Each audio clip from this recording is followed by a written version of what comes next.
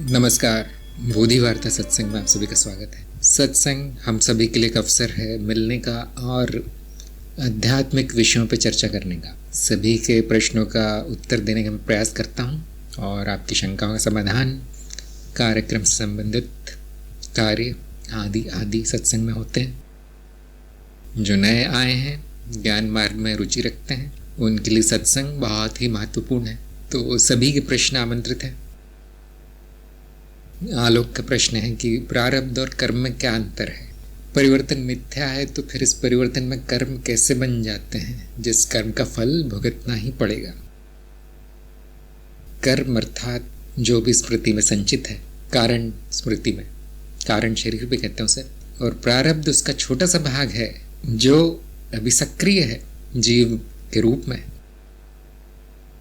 जो स्मृति में है वही इच्छा बन के उभरता है, और जो इच्छा होती है वो कर्म होता है, और जो कर्म होता है वो स्मृति में वापस संचित होता है उसके फलों के साथ। कारण प्रभाव इस तरह संचय बढ़ता जाता है और थोड़ा थोड़ा वो मिलता जाता है जीव को। जब तक वो संचय है तब तक इच्छा है, जब तक इच्छा है तब तक जीव है। ये स्मृति इच्छा अनुसार रूप लेती रहती। तो मान लीजिए कर्म पहाड़ है तो प्रारब्ध धूल का कण है, यही अंतर। परिवर्तन मिथ्या है तो कर्म भी मिथ्या है और उसका फल भी मिथ्या है, और जो भुगतता है जीव वो भी मिथ्या है। तो ये खेल संपूर्णता में चल रहा है मिथ्या रूप में। तो यहाँ पर गलती ये है, ये मान लेना गलती है कि फल सत्य है लेकिन कर्म झूठ है। ये गलती है। फल भी असत्य है, कर्म भी झूठ है। और ये मान लेना गलती है कि जीव भुगतता है, वो भुगतना सत्य है और वो किसी मिथ्या परिवर्तन के कारण भुगत रहा है। यह अज्ञान है। जीव भी असत्य है और जिसके कारण भी वो भुगत रहा है वो भी असत्य है। उसका भुगतना भी उतना ही असत्य है जितना कि कर्म। इसका उदाहरण हम ऐसे ले सकते हैं कि सिनेमा में एक व्यक्ति कुछ बुरा कार्य करता है और वो हीरो आगे उसकी पिटाई कर देता है। अब कुछ लोग कहेंगे कि नहीं वो बुरा आदमी नहीं था, उससे कर्म भी बुरा नहीं था क्योंकि वो पिक्चर है, उसकी पिटाई नहीं होनी चाहिए थी। लेकिन यहाँ पे अज्ञान ये आ गया है कि वो जो पिटाई को सत्य मान लिया गया। देखिए वो भी उस सिनेमा का ही भाग है, उस नाटक का ही भाग है, और जो उसकी पिटाई कर रहा है वो भी उतना ही असत्य है। वो कारण भी असत्य है, उसने जो किया वो भी असत्य है। लेकिन ऐसा प्रतीत होता है कि ये सब हुआ, और जिस चित्त में ज्ञान नहीं है, बुद्धि नहीं है, वो उसको सच्ची मान लेता है। जिसने थोड़ा सा सुन लिया है कि ये भाग जो है पिक्चर का असत्य है, वो उतने भाग को असत्य मान लेता है, वो बाकी को सत्य मानता है कि यार ये असत्य था तो फिर उसकी पिटाई क्यों है। तो वो आलोक ने भी यही किया है, इसलिए प्रश्न आया। अगर आप जानते कि कर्म भी असत्य है, मिथ्या है, उसका फल भी मिथ्या है, तो ये प्रश्न कभी नहीं आता। तो अज्ञान इसका कारण है। ज्ञान दवाई है, अज्ञान बीमारी है। आप शुरू हो जाइए। विराट ने कहा है प्रारब्ध तो कर्म के बराबर ही होगा। अगर कर्म हुआ तो हिसाब तो बराबर कैसा, अगर कम हुआ तो हिसाब तो बराबर कैसा। मिथ्या है पर है तो। प्रारब्ध कर्म के बराबर तभी होगा जब कर्म छोटा सा है, जब वो एक जीवन में पूर्ण किया जा सकता है तो पूरा का पूरा मिल जाएगा। लेकिन एक आम साधक के लिए इतना अधिक होता है कि एक जीवन में पूर्ण नहीं किया जा सकता, तो थोड़ा थोड़ा भागों में बांट कर दिया जाता है। और जो संचय करता जा रहा है कर्मों का, उसकी मुक्ति नहीं है, क्योंकि ये सिलसिला बंद नहीं होगा। फिर अगर आप चाहते हैं कि कर्म समाप्त हो जाए, प्रारब्ध उतना ही हो जाए जितना कि मैंने अभी किया है, उसी का फल मिले बाकी ना मिले, तो कर्म संचय खत्म करना पड़ेगा, जिसका ज्ञान मार्ग में सीधा सा रास्ता बताया गया। बहुत आसान है। संपूर्ण चेतना में कर्म करना है, जो आवश्यक है वो करना है, तो वो पहाड़ जो है पूरी तरह से नष्ट हो जाता है। अगर कम हुआ तो हिसाब तो बराबर, हाँ कम नहीं है इसलिए हिसाब बराबर नहीं है, बहुत ज़्यादा मिलता है। मिथ्या है पर है तो मिथ्या है, हाँ। अगर आपका कहने का मतलब है कि मिथ्या है तो भी सत्य तो लगता है, हाँ सत्य लगता है लेकिन है नहीं, तो प्रश्न का अर्थ मेरी समझ में नहीं आया। मिथ्या है तो आप क्या ये कहना चाहते हैं मिथ्या है तो उसको कैसे अस्वीकार कर दें? अस्वीकार करने की जगह उस पर कार्य कीजिए क्योंकि ये कार्य करने वाला भी मिथ्या है। तो मिथ्या में मिथ्या से छुट्टी मिलती है। मिथ्या रूपी गधे को मिथ्या रस्सी से ही बांधा जाता है, ध्यान दीजिए। और उस गधे को अगर मुक्त करना है तो मिथ्या रस्सी काटनी पड़ती है, अदृश्य रस्सी। उसके बिना वो गधा वहां से हिलता नहीं है, क्योंकि वो यही सोच के बैठा है कि मैं तो बंधा हूं। तो एक कर्म करना पड़ता है गधे के मालिक को कि ले बेटा मैंने खोल दी रस्सी, उसको एक दिखावा सा करना पड़ता है। अब गधा सोचता है अरे हाँ खुल गई, अब वो स्वच्छंद घूमता है। तो है, मिथ्या तो है, उसका इलाज भी मिथ्या है। जय सिंह ने पूछा है, माया के प्रक्षेपण शक्ति और आवरण शक्ति के बारे में कुछ व्याख्या करें। ये इसकी कार्य प्रणाली है, ये इसके कार्य करने का तरीका है कि चित्त कैसे कार्य करता है। चित्त अर्थात माया, चित्त शक्ति अर्थात माया शक्ति, देवी एक ही चीज है। क्या करता है चित्त कि जो है उसको नहीं दिखाता, वो अनुभव नहीं होता। जो नहीं है वो अनुभव होता है। इसे कहते हैं हम आवरण। उसको ढक लिया गया। आवरण का मतलब ढक लिया गया है, जो सत्य है उसको ढक लिया गया है। तो आप देख सकते हैं, इसी को अज्ञान कहते हैं, अविद्या कहते हैं। प्रक्षेपण जो नहीं है, जो असत्य है, उसको सत्य करके दिखाता है। मतलब न केवल ढक लिया गया है, अब ढक लिया गया तो अंधकार होना चाहिए सब जगह। अरे मुझे कुछ नहीं पता, मुझे कुछ नहीं दिख रहा, जो सत्य है वो भी नहीं दिख रहा है, जो मिथ्या है वो भी नहीं दिख रहा, ये हो गया आवरण। प्रक्षेपण है कि उसकी जगह कुछ और बताया जाए। आपके राजनेता यही करते हैं, आवरण और प्रक्षेप। वो अपनी असली नीयत छुपाते हैं और वो बताते हैं जो आपको सुनने में अच्छा लगता है, और आप वोट देने के लिए तैयार हो जाते हैं, तत्पर हो जाते हैं। इसी तरह से कोई व्यक्ति आपको कुछ बेच रहा है तो वो कभी बुराइयां नहीं बताएगा अपनी चीज़ की। ये नहीं बताएगा कि मैं 10 गुना कीमत में बेच रहा हूँ, बाकी जगह यही आधे में मिल जाएगी आपको। ये है आवरण। प्रक्षेप क्या है कि उसके गुणों को बढ़ा चढ़ा के बताता है कि भाई ये ले जाओ, 20 साल तक खराब नहीं होगी। तो मतलब 20 दिन बाद ही उसका AMC शुरू हो जाता है। अब AMC लोगे तो फायदा होगा, बोलेगा वो, आज ले लो उतने पैसे बच जाएंगे। तो ये है प्रक्षेपण। जो नहीं है वो दिखा देना और जो है वो छुपा लेना। रोशन ने कहा है, कारण शरीर में स्मृति की शुरुआत कैसे और कब हुई। कारण शरीर स्वयं स्मृति है, उसमें स्मृति नहीं है, वो स्वयं स्मृति है। जैसे आप पूछ सकते हैं कि बर्फ में पानी कब से आया, वो बर्फ ही तो पानी है। स्मृति वो नाद है जो थोड़ा सा स्थायी हो गया है, प्रतीत होता है, स्थायी प्रतीत होता है, बदल रहा है लेकिन स्थायी हो गया, क्योंकि पुनर्रचना होती रहती है उसकी, बार बार वही दोहराता रहता है, इसलिए स्थायी लगता है। जैसे पानी बर्फ हो गया हो, नाद स्मृति हो गया। जीरो ने पूछा, सत्य है या असत्य है, इसमें कैसे पता चले। बहुत आसान है, जो परिवर्तनशील है वो असत्य है। अब ये प्रश्न आता है कि क्यों, तो उत्तर ज्ञान मार्ग पर चल के मिलेगा, ज्ञान मार्ग का व्यवस्थित अभ्यास करके मिलेगा। ये ऐसे ही है पूछना कि ये घेरे का क्षेत्रफल कितना है, कैसे पता चलेगा। तो कोई आपको उत्तर तो बता देगा कि देखिए ये है सूत्र, इससे क्षेत्रफल निकल आता है। अब प्रश्न ये आता है कि इसी से क्यों निकलता है, यही सूत्र कैसे आया। इसके लिए आपको गणित का अभ्यास करना पड़ेगा, पहली क्लास से शुरू करके 1 2 3 4 पहाड़े, गुणा भाग, वृत्त क्या है, ज्योमेट्री क्या है, पढ़ के उसके बाद इसी तरह से मैं आपको उत्तर बता दूंगा ये असत्य है। लेकिन कैसे पता, कैसे है, उसके लिए आपको साधक बनना पड़ेगा, शिष्य बनना पड़ेगा। जैसे गणित जानने के लिए गणित का शिष्य बनना पड़ता है, स्कूल जाना पड़ता है, शिक्षक होना चाहिए, वैसे सत्य सत्य जानने के लिए शिष्य बनना पड़ता है, साधक बनना पड़ता है, गुरु होना चाहिए। जैसे इस दुनिया में बहुत से लोग हैं, बहुत बुद्धिमान भी लोग हैं, लेकिन गणित सबको पसंद नहीं आता, वो अपनी बुद्धि कहीं और लगाना चाहेंगे, विज्ञान, कला, संगीत आदि में। उसी तरह से इस दुनिया में बहुत से साधक हैं, लेकिन ज्ञान मार्ग सबको पसंद नहीं आता, वो अपनी साधना कहीं और करने चाहेंगे। तो यहाँ पर मार्ग चुनना बहुत ज़रूरी है। अगर आप मार्ग चुनेंगे तो ही प्रश्नों के उत्तर लेना अर्थपूर्ण है, नहीं तो अर्थहीन है।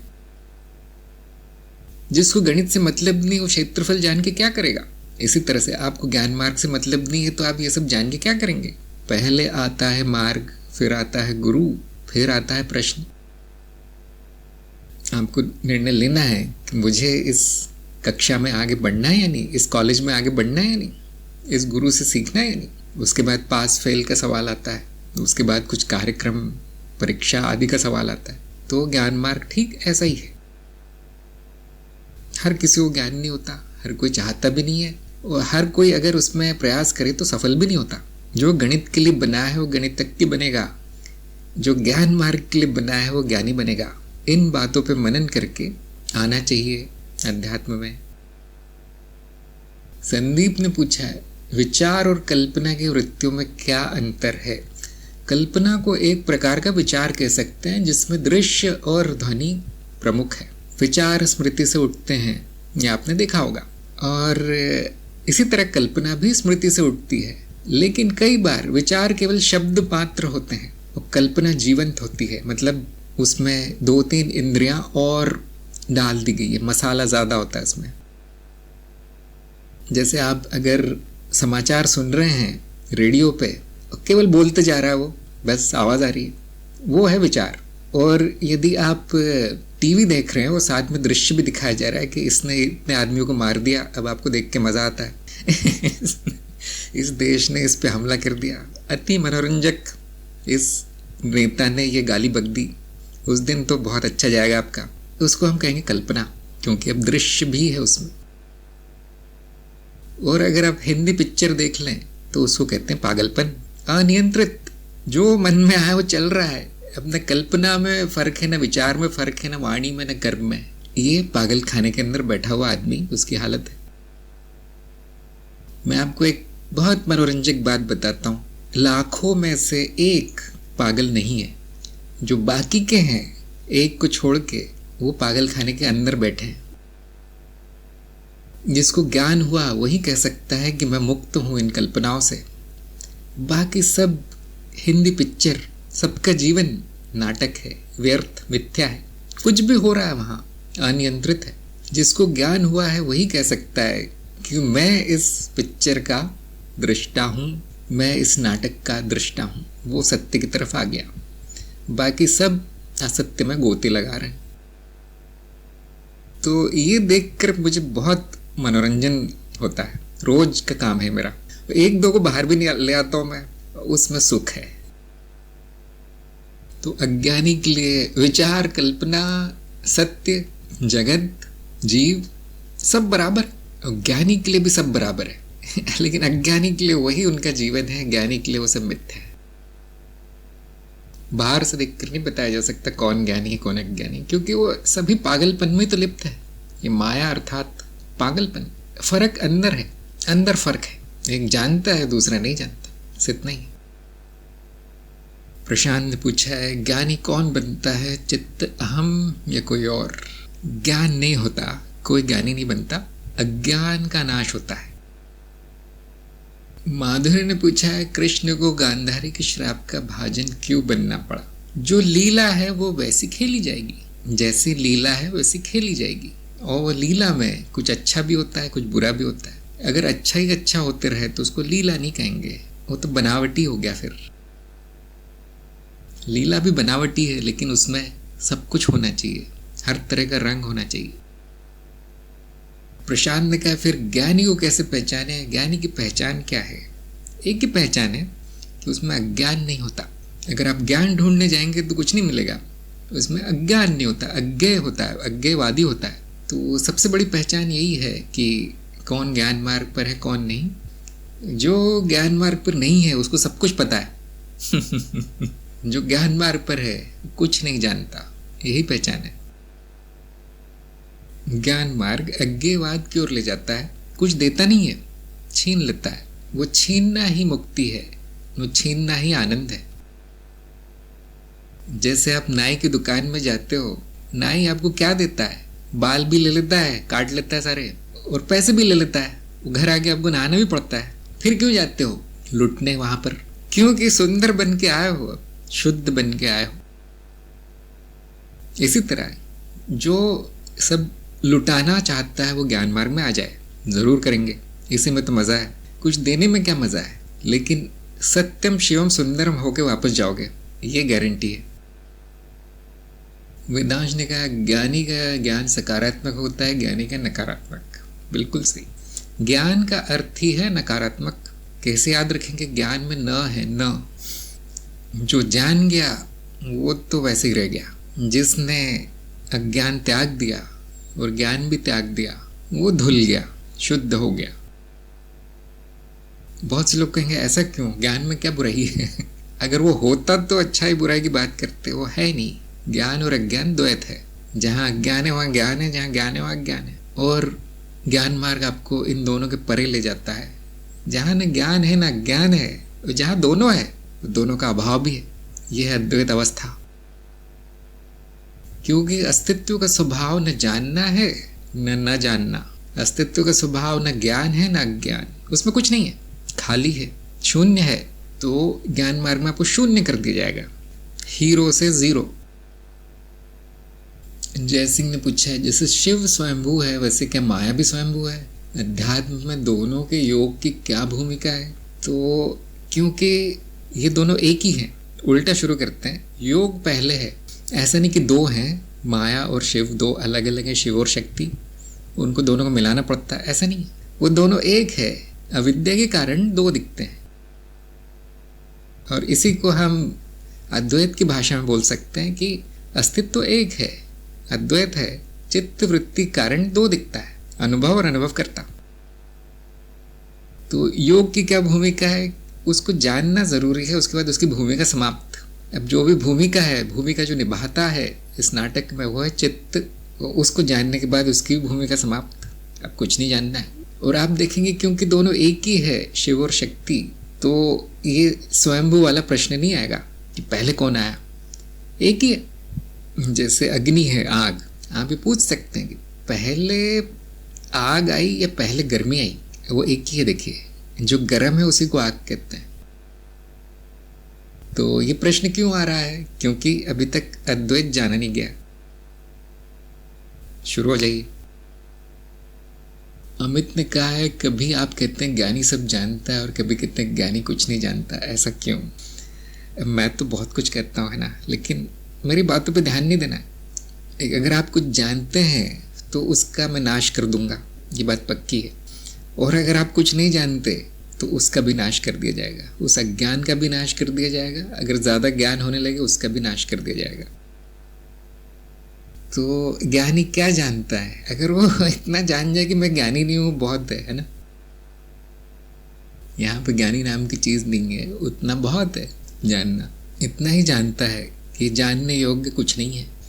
तो अगर हम स्तर मिला दें, दो स्तरों की बात करें, तो फिर ये उलझन ऐसी आएगी कि उस दिन तो कहा था कि सब जानते हैं, आज कह रहे हैं कि कुछ नहीं जानते। ये कुछ नहीं जानना ही तो ज्ञान है।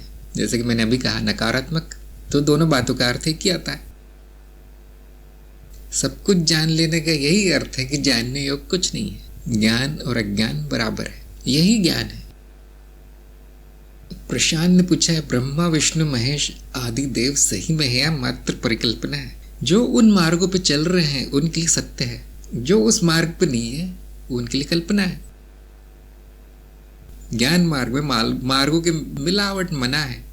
हाँ, हम चर्चा कर सकते हैं लेकिन मिलाना नहीं है उनको। जैसे डॉक्टर और मरीज के लिए रोग सत्य है, उसको जाके बताया जाए देखिए आपका ये सब झूठ है, शरीर भी झूठ है, रोग भी झूठ है, तो वही कहेगा जो सब कहते हैं तुम तो पागल हो। या कुछ लोग गुस्सा हो जाएंगे, तुम मेरा भला नहीं चाहते, मैं बीमार हूँ, तुम उसका मजाक उड़ा रहे हो। तो वहाँ पे जाके ये बोलना नहीं है कभी। और डॉक्टर के लिए भी सत्य, क्योंकि उसकी रोजी रोटी तो रोगियों से ही चल रही है। रोग नहीं होता तो डॉक्टर भी नहीं होता, तो डॉक्टर को भी नहीं बताना है। जो जिस मार्ग में है उसको पूरी निष्ठा के साथ उस पर चलना है।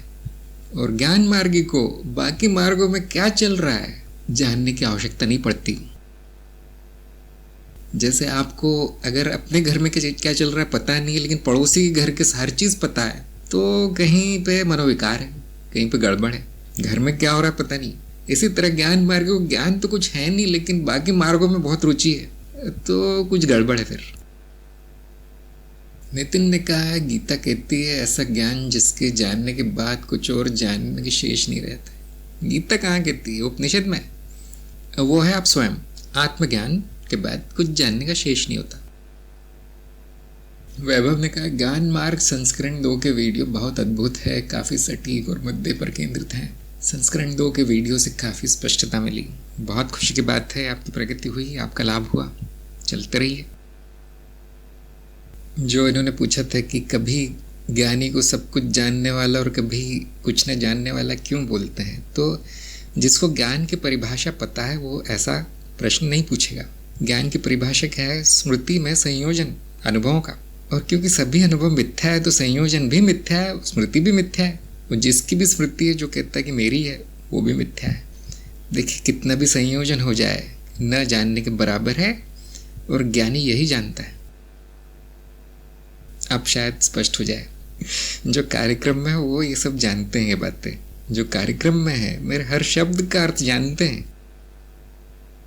वैभव ने कहा है कि अब सारे शास्त्र जैसे गीता और भागवत पढ़ने पर ऐसा लगता है कि सब में ज्ञान मार्ग का ही उल्लेख किया गया है। सारे शास्त्रों में सिवाय ज्ञान के कुछ भी नहीं है। हाँ, ये बात तो सूर्य की तरह स्पष्ट है, प्रकट है। शास्त्र अर्थात ज्ञान और कुछ नहीं। पढ़ने वाला उसकी कोई गारंटी नहीं है। पढ़ने वाला क्या है वो नहीं बताया जा सकता, लेकिन शास्त्र संपूर्ण ज्ञान से भरे हैं। इसलिए हम कहते हैं शास्त्रों से ज्ञान नहीं होता।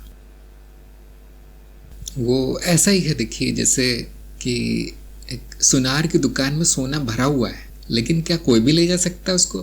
क्या कोई भी वहाँ से कुछ भी उठा के ले जा सकता है? नहीं। आपके मम्मी पापा आते हैं, पैसे देते हैं, छोटी सी चीज़ आप ले जाते हैं। ये कौन है जो आपको दिलाता है उस खजाने में से छोटा सा गहना? वो है आपका गुरु। और वो सुनार की दुकान गुरु क्षेत्र है, वहाँ सब संपूर्ण ज्ञान संचित है। गुरु को बस उसे पता है कि यहाँ पे मिलता है और ये करने से मिलता है। अगर वो दुकान खुली है तो भी आप वंचित रह जाएंगे। इसी तरह सारे शास्त्र खुले हैं तो भी ज्ञान से वंचित रह जाएंगे। संपूर्ण गुरु क्षेत्र आपके सामने प्रकट है, खुला है। जानते होंगे आप लोग, सारे गुरु प्रकट है। अब क्योंकि अज्ञान इतना ज़्यादा है कि वहाँ से लेना कैसे वो भी नहीं पता। एक और उदाहरण है कि एक छोटा बच्चा है, वो रसोई में जाता है और रोने लगता है। क्यों?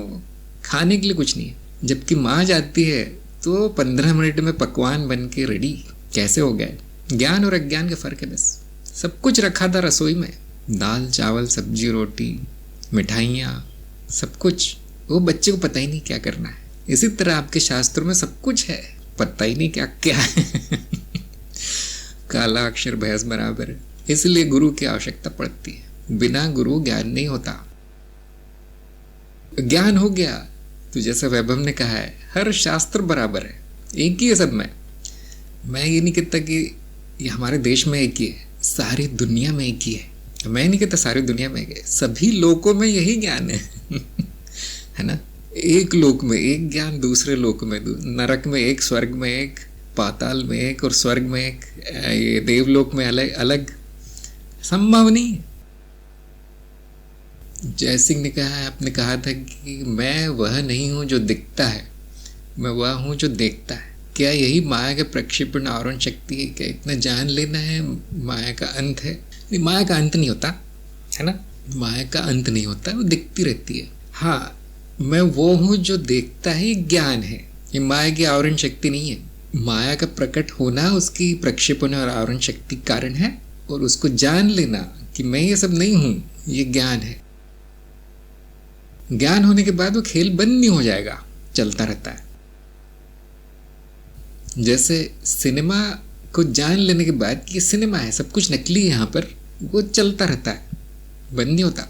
अब दो ही आपके पास विकल्प है, या तो सिनेमा घर छोड़ के चले जाइए, कौन रोक रहा है? कौन जबरदस्ती बिठा के रखा किसने? या उसका पूरा आनंद लीजिए जो चल रहा है, कुछ ही देर का खेल है। ऐसे ही ये माया बंद करके फायदा नहीं है, क्योंकि अगला शो शुरू होने वाला है, चलता रहेगा। लेकिन हाँ, वो वहाँ से उठ के जा सकते हैं, उसको कहते हैं विलीनता। लेकिन वो एक दर्शक के चले जाने से वो बंद नहीं होता, वो चलता रहता है। हजारों दर्शक हैं उसके लिए। तो माया की दुकान बंद नहीं होती, ग्राहक बहुत हैं। बस इतना जाना जा सकता है कि वो मैं नहीं हूँ, वो यही ज्ञान है, मैं दृष्टा हूँ, दृश्य नहीं। ये आवरण होते हुए भी, प्रक्षेपण होते हुए भी इसके परे चले जाना, ये साधक है। और जो उससे उधेड़ बुन में लगा है, उससे संघर्ष कर रहा है माया से, कब खत्म हो ये, क्या कैसे ठीक कर दूं इसे, वो अज्ञानी है। क्योंकि ये कुछ नहीं हो सकता, इसका कोई करने वाला नहीं है। इसको ठीक करना मतलब ऐसे कि पहाड़ पे हिमालय में जाके बोलना है कि अरे चलो थोड़ा सा सही कर देते हैं इसको, थोड़ा अस्त व्यस्त है हिमालय, तो एक जीवन में एक कंकड़ उठा के रख देता है इधर बाजू में। इतना ही है, इतना ही कर सकता मनुष्य। इतना जान लोगे वो जो हिमालय है वो नकली है, अब कुछ करने की ज़रूरत नहीं है। लेकिन कितना सुंदर है, अब उसका मज़ा भी ले सकते हैं आप। या तो वहाँ से जा सकते हैं कि इसे क्या बेकार मिट्टी के ढेर, पत्थरों के ढेर, उसमें बर्फ पड़ी है, लोग इसी को देखने आते हैं, ऐसा कोई व्यक्ति सोच सकता है। और कोई उसी को देख के मंत्रमुग्ध है, वो बार बार वहाँ जाता है हज़ारों रुपए खर्च करके। इसी तरह जीव बार बार आता है माया में, बहुत आकर्षण है। बाकी क्या है फिर, बाकी कुछ भी नहीं है, माया के अलावा कुछ भी नहीं है इस सृष्टि में, इस अस्तित्व में। इसलिए ज्ञान मार्गी अस्वीकार करके भी स्वीकार करता है, उसको मिथ्या जानकर भी स्वीकार कर लेता है, क्योंकि और कुछ है ही नहीं, विकल्प ही नहीं है। अद्वैत वो है जिसने द्वैत को स्वीकार कर लिया, अपना ही अंग मान के, अपना ही स्वरूप मान के। और अज्ञानी वो है जो उसको ठीक करने में लगा है, कुछ या तो भागने में लगा है, वहाँ से भाग जाओ यहाँ से कहीं, कहाँ जाओगे, स्वयं माया हो, स्वयं हो। वैसे ही जैसे अपनी परछाई से भागना, मुझे परछाई पसंद नहीं है, मुझे सत्य चाहिए। अब जहाँ जाओगे परछाई तो रहेगी ना।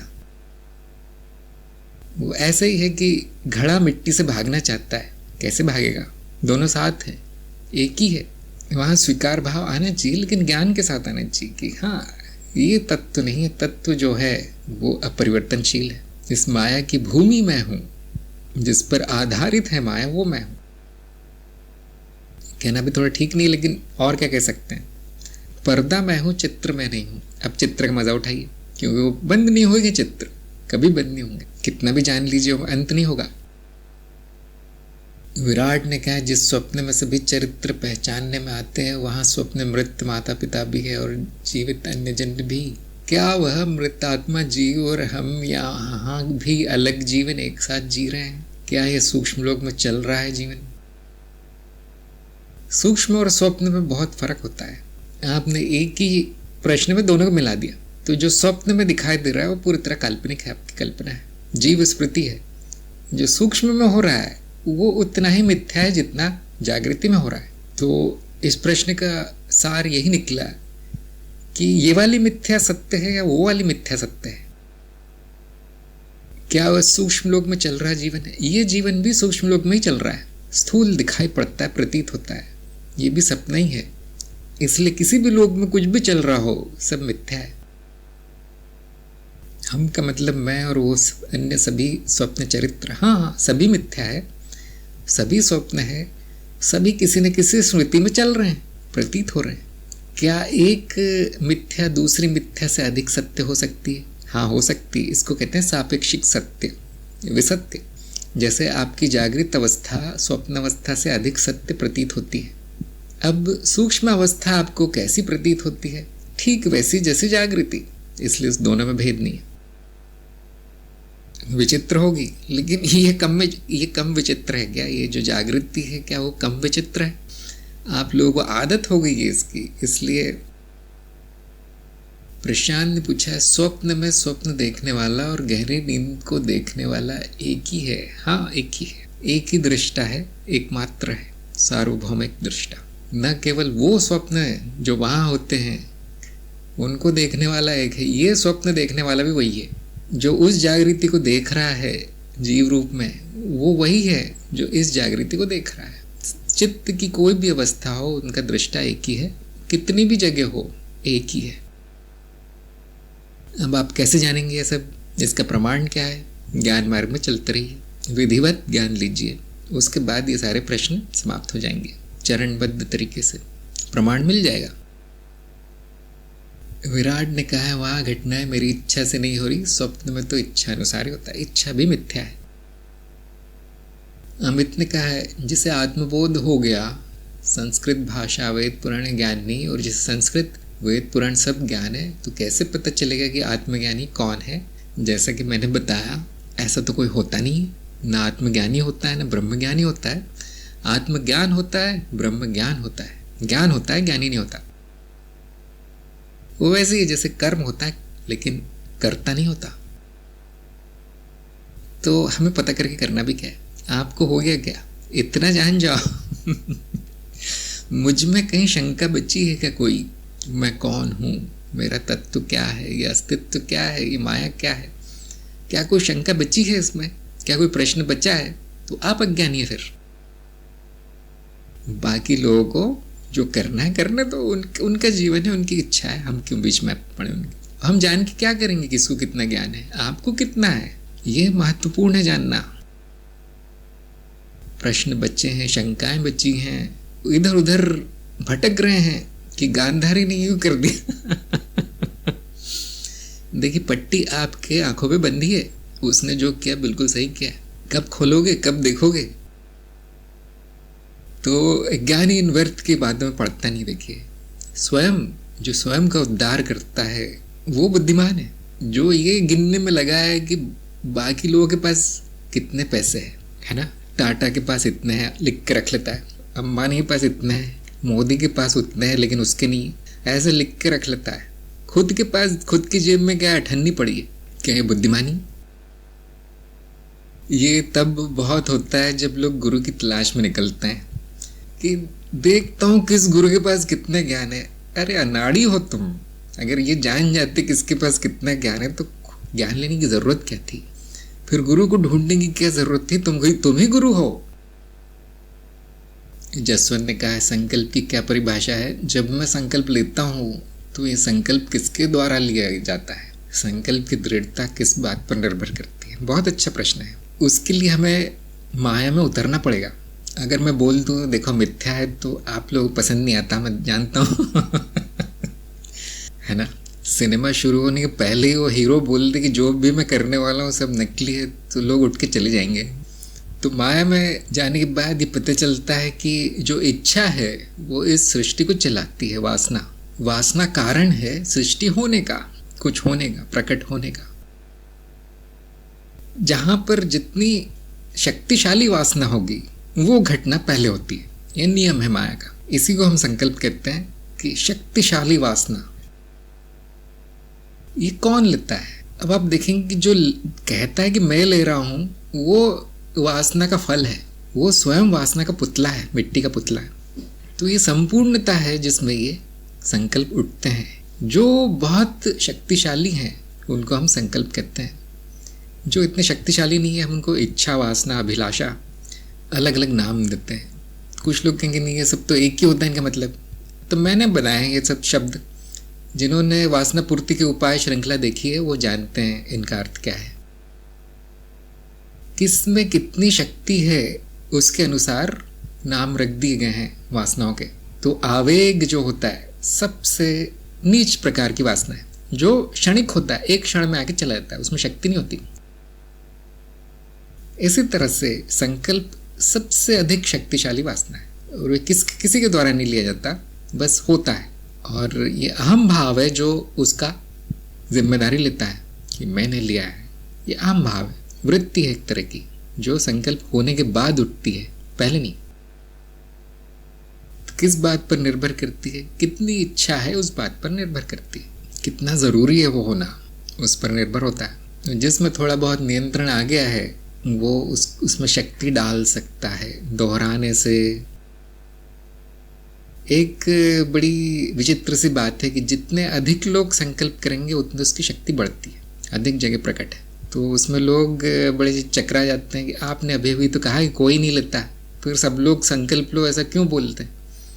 ये सब अब तंत्र मार गए। यहाँ पे कारण नहीं पूछना है, यहाँ बुद्धि नहीं लगती, यहाँ तंत्र लगता है। जो हो गया, जो काम करता है वो होता है।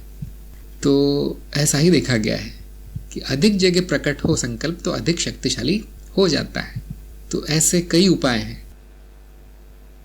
सबसे अधिक जो शक्ति होती है संकल्प में वो है परोपकार का संकल्प। अब वो होने से कोई रोक नहीं सकता। और सबसे जो शक्तिहीन होता है वो है स्वार्थ का संकल्प, जो सिर्फ मेरे लिए किया गया है, मुझे छोटा सा फायदा कहीं से हो जाए, कभी नहीं होता वो। तो जो सभी जनों के हित के लिए सभी जनों की प्रगति के लिए, सभी के सुख के लिए किया जाता है, वो 1000 गुना उसमें शक्ति होती है। तो मैंने आपको चाबी दे दी है। रिंको ने पूछा है, क्या ब्रह्मा विष्णु महेश भगवान है? थोड़ा स्पष्ट करें, मार्गदर्शन करें। हाँ हाँ, बिल्कुल भगवान है, कोई शक नहीं इसमें।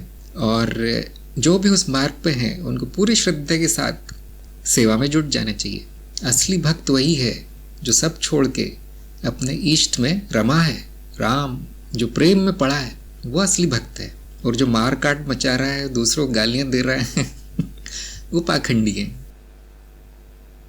नरेंद्र ने कहा है, स्वप्न में एक ही घटना बार बार घटने का कोई कारण होता है। हाँ, इसका अर्थ है कोई दमित इच्छाएं हैं जो बार बार एक ही दृश्य प्रकट करती। ये एक अर्थपूर्ण कारण हो सकता है, कभी कभी अर्थहीन तरीके से भी होता है। जैसे वो चित्त इतना संकीर्ण है कि और कुछ आता ही नहीं उस चित्त में और कुछ होता ही नहीं वहां, तो वही स्वप्न बार बार, जैसे उसकी जागृति दोहरा रही है, रोज एक ही काम करता है, वो उतने ही बजे करता है, और अगर उसको उतने बजे वो नहीं करने दिया जाए तो वो हिंसक हो जाता है, आदत से मजबूर, मशीन की तरह। तो वैसे उसके स्वप्न भी मशीन की तरह ही है, रोज वही दिखाई देता है उसको। तो ये अर्थहीन भी हो सकता है। तो नरेंद्र को मैं कहूँगा, स्वप्न को छोड़ दीजिए, जागृति पे ध्यान दीजिए, और वो जागृति जो संपूर्ण चेतना में घटित हो रही है, होश में जो हो रहा है, उस पर अधिक ध्यान दीजिए, वो सबसे अर्थपूर्ण है। बाकी आधी बेहोशी में, आधी नींद में उड़ते उड़ते कोई चित्र दिख गए 2-4, अब वो 2-3 बार दोहरा भी गए, तो क्या है? बेकार है, वो कचरा है। वो ऐसा ही है कि आप सोने के ढेर पे बैठे हैं, वो कूड़ा बीन रहे हैं बाहर जाके। यदि आपकी जागृति चेतना पूर्ण है, संपूर्ण साक्षी भाव में है, तो इन मनगढ़ंत चित्रों से क्या आ सकती है बताइए? इनसे क्या मिलेगा? सपनों से क्या मिलता है? जहां जागृति है, जहां होश है, जहां गुरु है, जहां शास्त्र है, वहां लाभ है। वो सोने का ढेर है। और जहां पे पता ही नहीं क्या हो रहा है, अंधेरा है पूरा, वो कूड़े का ढेर है। अगर वो बार बार एक ही कूड़ा मिल रहा है आपको कूड़े के ढेर में, तो उससे क्या अर्थ है? और जो विशेष स्थितियों में, विशेष चित्त की अवस्थाओं में ज्ञान ढूंढ रहे हैं, उनसे बड़ा मूर्ख कोई नहीं है। सबसे अधिक संभावना ज्ञान की जागृति में है। अगर आप में संभावना प्रकट होती है कि आप स्वप्न में या सूक्ष्म में ज्ञान ले पाएं, तो गुरुजनों की कमी नहीं है, वहां आकर भी ज्ञान दे देंगे वो। लेकिन आप में इतनी संभावना है अभी, सुबह उठ के कार्यक्रम के 2 वीडियो देख पाए। जिस दिन बाकी अवस्थाओं में प्रकाश आ जाएगा, उस दिन उनका भी महत्व हो जाएगा। कृष्ण प्रिया ने पूछा है, मृत्यु के बाद जो कर्मकांड होते हैं, क्या मृत्यु जीव को लाभ देता है? कि ज्ञान मार्ग गुप्त परिवार में किसी की मृत्यु के बाद ये सब कर्मकांड करने चाहिए? ज्ञान मार्ग को क्या करना चाहिए, वो ज्ञान मार्ग पे छोड़ दिया गया है ना? क्योंकि हम ये मान के चलते हैं कि उसको इतनी बुद्धि हो गई होगी कि उसको क्या करना है। जो करना है आप जीवित अवस्था में कीजिए, है ना? मेरी बुद्धि तो इतना ही कहती है। वो जो मरा हुआ शरीर है, जो इसकी मिट्टी होनी, तो उसके साथ क्या करोगे? बड़ी अजीब बात है। एक बात स्पष्ट है, क्योंकि आप तो जा चुके हैं। अब जो भी मृत शरीर है, उसकी जिम्मेदारी दूसरे लोगों पर है। अब वो जो भी करते हैं वो गलती होता है। क्यों? घोर अज्ञान, बुराई होता है वो जो भी करते हैं। इसलिए मैं ये कहता हूँ कि जो बुद्धिमान व्यक्ति है, वो अपनी गठरी जो छोड़ दी उसने, मैले कपड़े, वो दूसरों को देने की बजाय कहीं सुनसान जगह फेंक देता है, जहां पर कोई उसे छू ना पाए। मैं ये जानता हूँ, कोई जानता नहीं उसको क्या करना है। सबसे अच्छा ज्ञान प्रकृति को है। प्रकृति जानती है मुझे क्या करना है, जनता नहीं जानती। खास तौर से पागल लोग, नए नए पागल खाने छूटे हैं, वो क्या करेंगे मृत शरीर का, आप जानती। तो जिसको सुझाव चाहिए इतना ही दे सकता हूं मैं, कुछ भी करो इन मैले कपड़ों का, किसी और को मत दे दो, पता नहीं क्या करेंगे उसका। वैभव ने कहा है, ज्ञान मार्ग में प्रश्न पूछना आवश्यक है और उससे स्पष्टता होती है, पर मुझे लगता है कि कई बार बहुत सारे प्रश्नों की झड़ी बरसा देने से अच्छा है कि मौन रहें और देखें। ऐसा करने पर काफ़ी सारे प्रश्न अपने आप ही चले जाते हैं, और जो ज़रूरी प्रश्न है उनका हल अपने आप सामने किसी भी माध्यम से आ जाता है। तो आपकी बात से मैं सहमत हूँ। ये एक उदाहरण दिया जा सकता है कि जब बच्चा चलना सीखता है तो थोड़े दिन उसको हाथ पकड़ के चलाना पड़ता है, सहारा देना पड़ता है, या वो दीवार को पकड़ पकड़ के ऐसा चलता है। इसका यही तात्पर्य है कि जो नया नया आया है ज्ञान मार्ग पर, वो प्रश्न पूछता ही है, उसको उत्तर देना ही पड़ता है। जैसे जैसे बच्चा बड़ा होता है वो स्वयं जान जाता है अपने पैरों का उपयोग करना, यहाँ तक कि भागने लगता है, उसको रोकना पड़ता है कि भागो मत, गिर जाओगे। ऐसे ही जो ज्ञान मार्ग पर आता है कुछ दिनों बाद अपनी बुद्धि का प्रयोग करना सीख जाता है। उसके बाद उसे कुछ नहीं पूछना पड़ता। उसके बाद गुरु को बोलना पड़ता, धीरे, तुमने एक ही दिन में 10 वीडियो देख लिए, ठीक नहीं है इतना नहीं झेल पाओगे। एक दिन में एक लेख लिखना है, 2 दिन मनन करना है कि ये क्यों बताया गया उसमें। तो जो अपने पैरों पे खड़ा हो गया वो प्रश्न नहीं पूछता, वो विचार करता है, आत्मविचार, और उसको सारे उत्तर वहीं के वहीं आ जाते हैं। अब ये प्रश्न आएगा कि मैं ऐसी योग्यता कैसे लाऊं, ये धीरे धीरे समय के साथ आ जाती है। जो नए नए हैं उनको थोड़ा समय लगता है कि हर प्रश्न का उत्तर बैठे बैठे कैसे मिल सकता है, और जो नए नए आए हैं वो थोड़ा सा गिरते पड़ते आ ही जाते हैं इधर। जैसे माँ बाप बच्चा गिर भी रहा है तो भी उसको चलने से मना नहीं करते, उसको एक जगह बिठा के नहीं रखते कि बेटा तुझे आता नहीं है तो चलना मत, मैं ही सब कुछ करके दूंगा। ऐसा नहीं, उसको चलने के लिए प्रेरित किया जाता है। उसी प्रकार गुरुजन हर चीज़ पकी पकाई नहीं दे देते, इतना दे दिया जाता है कि आप खुद पका सको, इतना चलने के लिए प्रेरित किया जाता है। तो जो थोड़ा ज्ञान मार्ग में आगे बढ़ जाता है वो देखेंगे उनके प्रश्न आते ही नहीं, वो आते भी हैं तो तुरंत कुछ या कुछ दिनों के बाद, कुछ देर के बाद उत्तर भी आ जाते हैं। और अगर बिल्कुल अटक ही गए हैं तो गुरु तो है ही। मनु ने कहा, अफसोस और अपराध बोध से कैसे निपटे, वास्तविकता कितनी नियंत्रित है। अगर करता नहीं है ये ज्ञान हो गया तो ये चीज़ें प्रभावित नहीं करेंगी। निपटने से आपका अर्थ यही है कि अब इससे प्रभावित होने से कैसे रुक जाऊं, इनका प्रभाव कैसे रोक दूं। जो मन पर बुरे कर्म किए थे उनका प्रभाव अभी तक पड़ रहा है, तो उसके लिए ज्ञान मार्ग में एक ही इलाज है, वो है साक्षी भाव। ये जान लेना कि करता मैं नहीं हूं, और ये जान लेना कि वो तो होना ही था। जिस तरह की बुद्धि थी, जिस तरह की इच्छाएं थी, जिस तरह के कर्म थे, तो यही फल मिलना था। तो ये स्वीकार भाव कहलाता है कि जो भी है मेरी गलती है। लेकिन फिर वो अपराध बोध हो जाएगा कि मेरी गलती है, तो उसमें क्षमा भाव जोड़ना चाहिए कि यही होना था और ये करता मैं नहीं हूँ। लेकिन ये कर्म दोबारा नहीं होना चाहिए, ये बुद्धि कहेगी। तो विवेक जागृत होना चाहिए। स्वीकार भाव के बाद क्षमा भाव, उसके बाद विवेक कि अब नहीं होना चाहिए, मैंने सीख लिया तो अब नहीं होगा। ये संकल्प, ये विधि है ज्ञान मार्ग में, अपना के देखिए, नियंत्रित किया जा सकता है। राकेश ने कहा है, इलेक्ट्रिक दाह संस्कार भी सही है या नहीं, एवं मृत्यु के बाद अंग यदि डोनेट करना सही या नहीं। जैसे कि मैंने कहा, सही गलत की पहचान ज्ञान मार्ग को स्वयं करनी है। आपका क्या उसमें निर्णय है, वो सर्वोपरि है, वो अंतिम है। मैं अगर आप मुझसे सही गलत पूछेंगे, अज्ञान गलत है, ज्ञान सही, बाकी फिर आप उस प्रकाश में कीजिए जो करना है अगर गुरु का उपयोग ऐसा हो रहा है कि गुरु जी चम्मच दाएं हाथ में पकड़ना सही है कि बाएं हाथ में, तो गुरु ज्यादा दिन नहीं रहने वाला वहां क्योंकि इतनी शिक्षा देने के बाद ऐसे प्रश्न आ रहे हैं, तो गुरु विफल हुआ है वहां, फेल।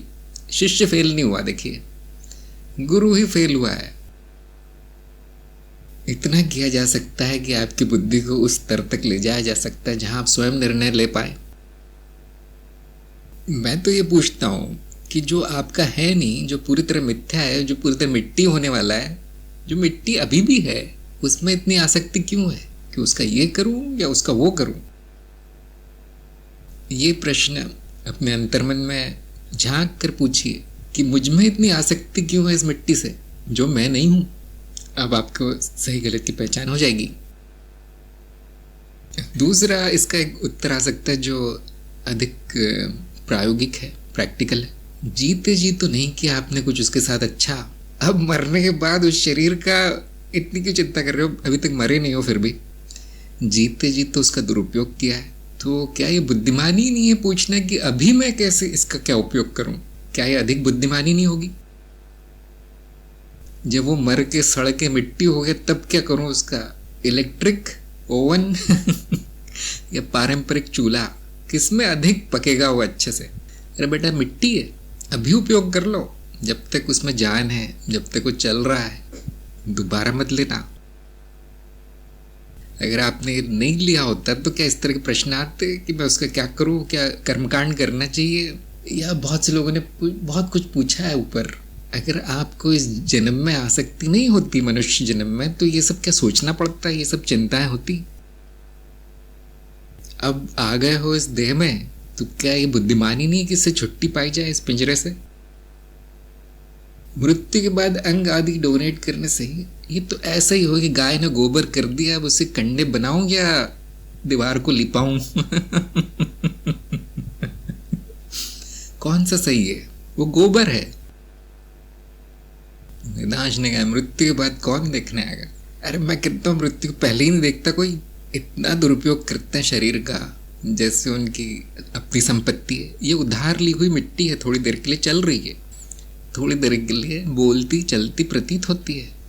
मनुष्य के शरीर का एक ही उपयोग है, मनुष्य के शरीर से छुट्टी। मनुष्य योनि का एक ही उपयोग है कि इस योनि को छोड़ देना हमेशा के लिए, प्रगति कर लेना, ऊपर चले जाना। देव योनि, वहां ये सब प्रश्न नहीं आएंगे। देखिए कर्मकांड करूं या इलेक्ट्रिक चेयर में बिठाऊं, इसको क्या कहते हैं उसे, जो भी कहते हैं, या इसके अंग डोनेट करूं क्योंकि देव योनि मृत्यु नहीं है, न शरीर है, न ही झंझट है। बहुत से लोग कहेंगे नहीं ये तो एक जेल से दूसरी जेल में जाने के बराबर है। हाँ लेकिन वो बड़ी जेल है। देखिए वो कश्मीर की सैर है और ये झुग्गी झोपड़ी है, स्लम एरिया, मनुष्य जीवन। अब आपकी इच्छा है, अगर नहीं जाना चाहते कोई बात नहीं, लेकिन प्रकृति ने ये लक्ष्य दे रखा है कि सभी जीव प्रगति करते हैं। जो भी प्रगति नहीं करता है उसको डंडे पड़ते हैं, प्रकृति से शिक्षा मिलती है, दंड मिलता है, सजा मिलती है। वो सजा हमको दुख और कष्ट के रूप में अनुभव होती है। क्यों है दुख और कष्ट? प्रगति नहीं हो रही अच्छे से। तो जिसने शरीर का उपयोग इस शरीर के परे जाने के लिए कर लिया, उसको और कुछ नहीं करना है। सबसे बड़ी बुद्धि यही है, सबसे बड़ा ज्ञान यही है। मैं शरीर नहीं हूं, इसका उपयोग करता हूं। यूजर, उपयोग करके निकल जाओ, वापस मत आना। मनु ने पूछा क्या ब्रह्मचर्य ही है शारीरिक आसक्ति से अलग होने का उपाय? क्या हो अगर कोई सुख चाहता है? बहुत आसान है। ज्ञान मार्ग में ज्ञान उपाय है, ज्ञान इलाज है, अज्ञान रोग है। सभी तरह की आसक्तियों से छुट्टी ज्ञान दिला देता है। कभी जल्दी हो जाएगी। जिनमें बुद्धि अधिक है वो एक दिन में भी विरक्त हो जाते हैं, जिनका समय आ गया है। जिनमें बुद्धि कम है या जिनमें इच्छाएं बहुत है, आसक्ति बहुत है, वो शरीर से चिपके रहते हैं, कभी कभी सालों तक, कभी कभी कई जन्मों तक। और एक गुरु ये जानता है और वो पूरा होने देता है। उसका चक्र पूरा होना चाहिए, प्राकृतिक रूप से खत्म होना चाहिए। वो बीच में अड़ाना नहीं, हमें अपनी टांग नहीं अड़ाना उसमें। तो आप क्या चाहते हैं? अंत में सुख और मुक्ति। और वो लोग कई माध्यमों से ढूंढ रहे हैं। वो शरीर एक माध्यम है, नहीं तो जन्म क्यों होता शरीर में? क्योंकि ज्ञान इतना ही है उनको कि शरीर से ही तो सुख है, तो वो शरीर में ही लग जाते हैं। फिर जैसे ही ज्ञान बढ़ता है, ज्ञान होता है कि नहीं ये नहीं है, मेरा स्वरूप कुछ और है, आनंद स्वरूप हूं मैं। अब उसको चिंता नहीं होती, फिर अब उसको कोई आसक्ति नहीं होती। अब वो सुख जहां ढूंढ रहा था वहीं तो मिला है उसको। वो ऐसे ही जैसे सूरज रोशनी ढूंढ रहा है, ये रोशनी आती कहाँ से? ये सूर्य प्रकाश का सूत्र क्या है? और उसको चांद चमकता हुआ दिखता है, उसको बादल दिखते हैं, उसको ये नदियां तालाब दिखते हैं, तो उनसे आकर्षित हो जाता है। यही तो है, यही तो सूत्र है इस चमक का, दिव्यता का। और वो क्योंकि अस्थाई है, वो नित्य नहीं है, अनित्य है, तो चले जाते हैं, परिवर्तनशील है। तो ये जो सोच रहा है कि इनसे मुझे प्रकाश मिलता है, तो वो दुखी होगा, वो हार जाएगा बेचारा, उसको कोई उपाय नहीं रह जाएगा। क्योंकि जो भी पकड़ता है वो चला जाता है, अंधेरा हो जाता है। जिस दिन वो देख लेता है कि मैं ही तो हूँ, जहाँ से प्रकाश उत्पन्न होता है वो मैं हूँ, जहाँ आनंद है वो मैं स्वयं हूँ, उसके बाद सारी खोज बंद हो जाती है, ये पागलपन बंद हो जाता है। अब वो कोई विधि नहीं ढूंढता, अब ये चल रही है वो चल रही है, ये यम वो नियम बेकार है, उस बकवास है। सुख तो सभी चाहते हैं लेकिन जानता कोई नहीं है। जो जान गया वो कुछ नहीं चाहता, संपूर्णता वो स्वयं है। उसमें कोई इच्छा उठ गई वो भी ठीक है, बहुत अच्छी है, नहीं उठी आराम है, आज शांति है।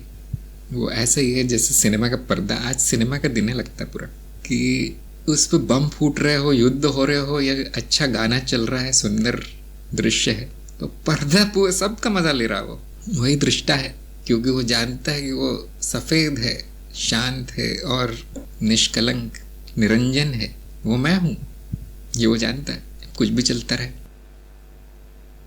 विरक्ति का अर्थ ये नहीं कि उससे घृणा करना, चाहे वो वृत्ति हो, चाहे शरीर हो, चाहे लोग हो, चाहे जगत हो। विरक्ति का अर्थ ये कि है तो भी अच्छा है, नहीं है तो भी अच्छा है, ये है संपूर्ण विरक्ति।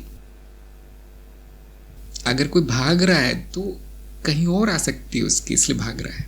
नकारात्मक विरक्ति आ सकती है, बस अभी तक संतुलन नहीं आया उसके चित्त में, इसलिए तो भाग रहा है। मनु ने कहा है कि जब वो मेरी इच्छा नहीं है तो मुझे उन्हें क्यों पूरा करना पड़ता है, क्यों मुझे फिर से आना होगा इस दुनिया में उन्हें पूरा करने की। तो इसमें अज्ञान ये है कि इतना मान लिया गया कि वो इच्छा मेरी नहीं है, और ये भी मान लिया गया कि वो मैं उसे पूरा करता हूँ, जबकि सत्य क्या है कि वो इच्छा मेरी नहीं है, वो करता भी मैं नहीं हूँ। करता न कर्म मेरे हैं न करता मैं हूँ, ये संपूर्ण ज्ञान है। अर्ध ज्ञान क्या है कि वो मेरी नहीं, लेकिन मुझे क्यों भुगतनी पड़ती है, नहीं आप भी तो नहीं है। तो ये प्रश्न क्यों आया? आत्मज्ञान नहीं है, कौन हूँ, क्या इच्छाओं का स्वामी हूँ, क्या कर्मों का करता हूँ, ये सब ज्ञान अभी तक आपको हुआ नहीं। किसी ने बता दिया कि वो इच्छा मेरी नहीं है, उनको आपने अंधविश्वास से मान लिया, तो अब इस तरह के विचित्र प्रश्न आएंगे। अगर आप व्यवस्थित रूप से किसी गुरु की शरण में मार्ग पर चलते तो इतनी बुरी हालत नहीं होती। ये जो मन में खिचड़ी पक गई है धारणाओं की, अंधविश्वासों की, अर्धसत्य की, सत्य की, वो नहीं होता। इनका तीसरा प्रश्न है कि क्यों मुझे फिर से आना होगा? आपको नहीं आना होता, ये माया है। जो भी आता है वो भी मिथ्या है, जो जाता है वो भी मिथ्या है। अगर आप ये जानते तो क्या प्रश्न आता? और इस अज्ञान को कैसे दूर करूं? प्रश्न तो ये होना चाहिए, सही प्रश्न ये होना चाहिए कि मुझे न इच्छाओं का ज्ञान है, न कर्ता का ज्ञान है, न जन्म मृत्यु का ज्ञान है, न आवागमन का ज्ञान है। गुरु जी ये बताइए ज्ञान कहाँ मिलेगा? ये है सही प्रश्न। जो आपने पूछा है उन मान्यताओं का ढेर है, बस ज्ञान कैसे लूं? अब मैं उत्तर दे सकता हूँ, मेरी ये मान्यताएं हैं और ये बैठ नहीं रही आपस में तुक नहीं भिड़ रहा, तार्किक नहीं है। अब मैं क्या करूं? अब मैं क्या कर सकता हूँ? कौन सा ज्ञान देने से मान्यताएं खत्म हो जाएंगी? मैं तो उसे ढूंढ रहा हूँ जो सीखना चाहता है, मैं उसे ढूंढ रहा हूँ जो खाली होना चाहता है, जहां प्रश्न ही नहीं आ सकते। प्रशांत ने कहा अज्ञेयवादी कुछ जानने का प्रयास नहीं करता क्योंकि जानने के लिए कुछ नहीं है, बस प्रश्न पूछता रहता है कि जो उसने जो जाना गया वो सत्य है।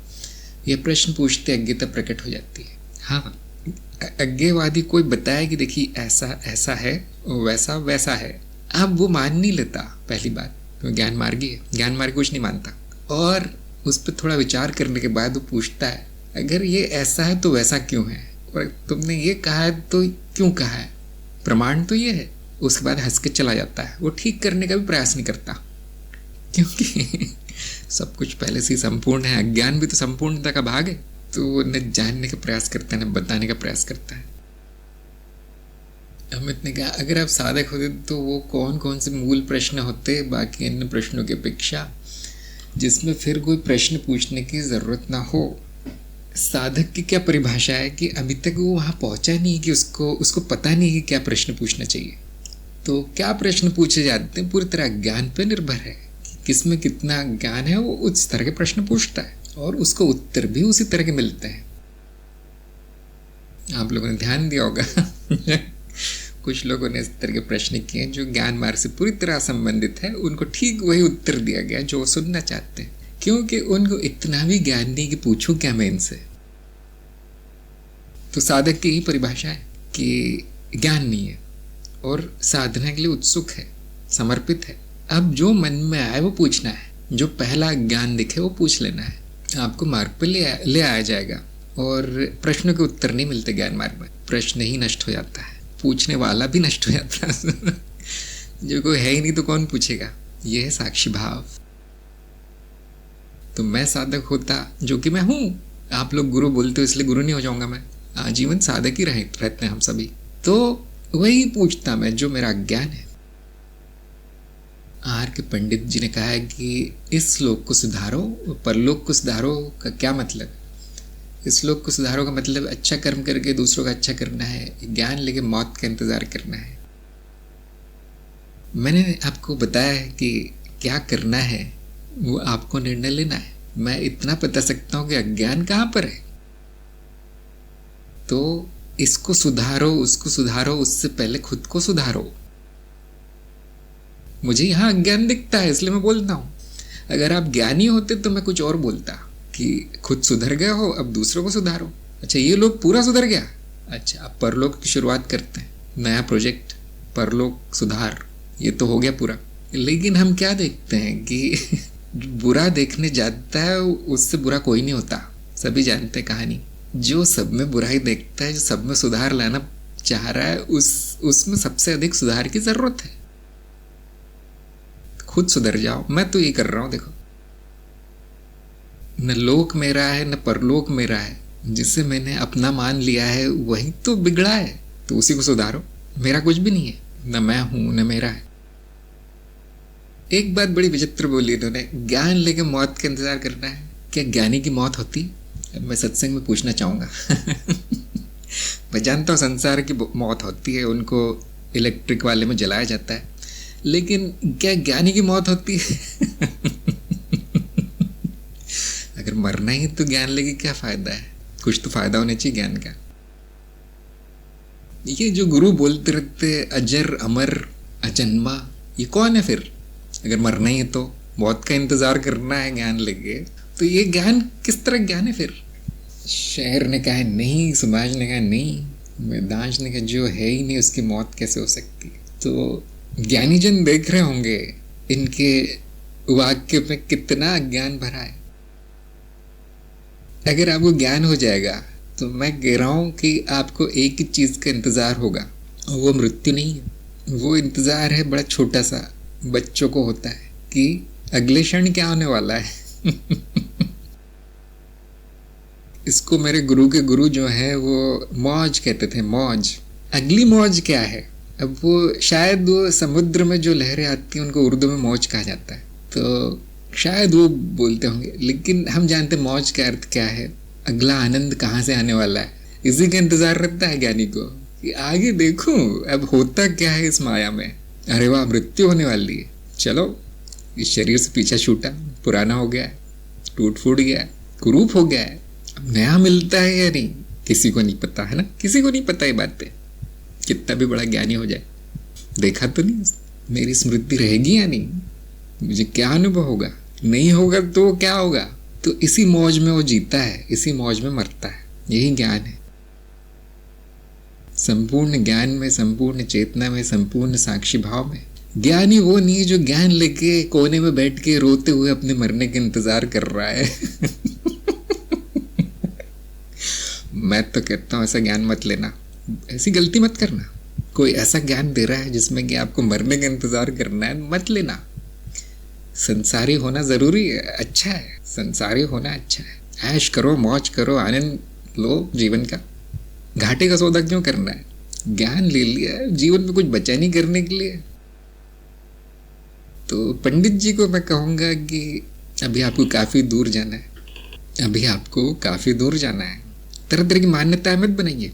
अंधकार बहुत है, अब उसमें नुकीली वस्तुएं क्यों रखी हैं आपने? कांच के टुकड़े रखे हैं, रसायन रखे हैं, जो जरा से धक्के से टूट जाए ऐसी चीज़ें रखी हैं। पहले उजाला कर लीजिए, फिर जो चाहे रखना और फिर चोट नहीं लगेगी।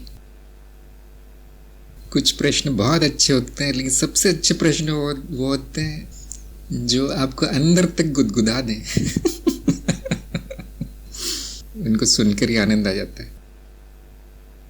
मैं ये जानता हूँ कि लोगों के मन में तरह तरह की मान्यताएं हैं, जगत को लेके, शरीर को लेके, आदि आदि, परलोक को लेके, लेकिन उनको ज्ञान को लेके भी मान्यताएं हैं, ज्ञान मार्ग को लेके भी मान्यताएं हैं। इसीलिए खुले दिमाग का होना बहुत ज़रूरी है। मान्यताओं में जो जकड़ा है वो प्रगति नहीं कर पाता, क्योंकि पहले ही जान के बैठा हुआ है कि ज्ञान होने के बाद तो मौत का इंतज़ार करना है, कम से कम सुधार कर लूँ कुछ, तो अब क्या ज्ञान होगा। देखिए, अगर प्रश्न ये होता कि गुरु जी ज्ञान क्या है, ज्ञान मार्ग क्या है, मुझ में जिज्ञासा है, मुझ में रुचि है ये जानने की, क्या उसमें सच में मृत्यु नहीं होती? अगर इस तरह के प्रश्न होते तो संभावना ही संभावना है। इसको हम कहते हैं समालोचनात्मक बुद्धि। बहुत बड़ा शब्द है, इसलिए हम हिंदी में खुले दिमाग का व्यक्ति कह देते हैं कि माना नहीं गया है कुछ भी, अभी भी समालोचनात्मक है, क्रिटिकल, लेकिन फिर भी जानना चाहता है। दिमाग चल रहा है लेकिन पूरी तरह खुला हुआ है, खिड़कियां खुली हैं, हवा आ रही है, ज्ञान की हवा। ऐसा व्यक्ति ज्ञान मार्ग में प्रगति करेगा। ऐसे लोगों को सिखाने का मजा ही कुछ और है। वो ऐसे ही है जैसे कोई कहानी सुनाने बैठा है लेकिन किसी को सुनने में रुचि नहीं है, तो सुनाने वाला भी दो तीन वाक्य बोल के सो जाता है, लेकिन बाकी लोग रुचि ले लेकर सुन रहे हैं उसे। आगे क्या होता है, आगे क्या होता है, नहीं देर हो गई, जाओ सोने जाओ, नहीं मुझे आज ही जानना आगे क्या होता है, इसने ऐसा क्यों किया, उसने वैसे, ये आदमी कैसे दिखता था, वो आदमी, तो आपने क्या कहा। इस तरह के प्रश्न जब उत्सुकता, जिज्ञासा दिखती है तो सुनाने वाले का मजा दुगना हो जाता है। अब वो कहानी को मजे लेकर सुनाता है, थोप नहीं रहा है वो किसी पे। ऐसे ही ज्ञान मार्ग है, ये खोज की कहानी, ये सत्य की कहानी कौन सुनना चाहता है? जो सुनते सुनते सो गया उसको कौन सुनाएगा? ये जो जानता है, मैं जानता हूँ उस कहानी में क्या होता है, अंत में तो मौत का इंतजार करना है। अब कौन सुनाएगा उसको कहानी? तो वो कहते ना कि एक ही सुर के होने चाहिए गुरु और शिष्य, तब जोड़ी जमती, नहीं तो बेसुरा राग। तो यहाँ पे हम अपनी सत्संग समाप्त करते हैं। आज बहुत मज़ा आया, आपके प्रश्न बहुत अच्छे थे, बहुत बुद्धिमानी के थे। मुझे आशा है कि सभी का लाभ हुआ होगा, सभी को उत्तर मिले होंगे। हम मिलेंगे अगली बार। सभी का सत्संग में आने के लिए बहुत बहुत धन्यवाद।